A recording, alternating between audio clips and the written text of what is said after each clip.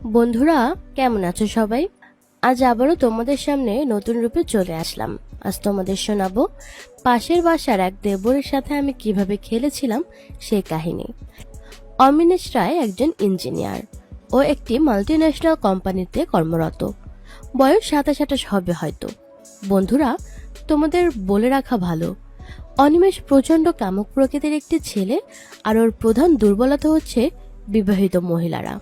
তার মানে এই নয় যে ওর অবিবাহিত মেয়েদের ভালো লাগে না, কিন্তু ভালো বৌদি দেখলে ও আর ঠিক থাকতে পারে না। আমাদের বাড়ি রাজশাহী এলাকায়। আমাদের বাড়ির পাশেই অনিমেষদের বাড়ি। ওহ দুঃখিত বন্ধুরা, এখনো তো আমি আমার নামই তোমাদের বলিনি।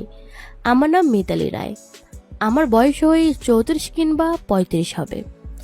আমার একমাত্র ছেলে পড়াশোনা করে। আমার বর তমাল একটা মোবাইল কোম্পানির এরিয়া ম্যানেজার। যাই হোক, আমি অপ্সরা সুন্দরী না হলেও আমার চোখ দুটো কিন্তু অসাধারণ। যেরকম চোখ, এর মধ্যে ডুবে যাওয়া কিন্তু তল পাওয়া যায় না। গায়ের রং একটু চাপা, কিন্তু আমার হাসি যেন ভুবন মোহিনী। প্রচন্ড গরম হলে আমার গাছের ডাবের দিকে সবারই আকর্ষণ থাকে। সে যাই হোক, অনিমেষের সাথে আমার খুব বেশি আলাপ ছিল না। ওই টুকটাক দেখা হলে কথাবার্তা, এই আর কি। তবে আমি জানতাম অনিমেষ অনেকদিন ধরেই ওদের বাড়ির ছাদ বা বাড়ির জানালা দিয়ে উঁকি ঝুঁকি মারতো আমাকে একটু অগোছালোভাবে দেখার জন্য। কিন্তু ওর সেই আশায় গুড়ে বালি।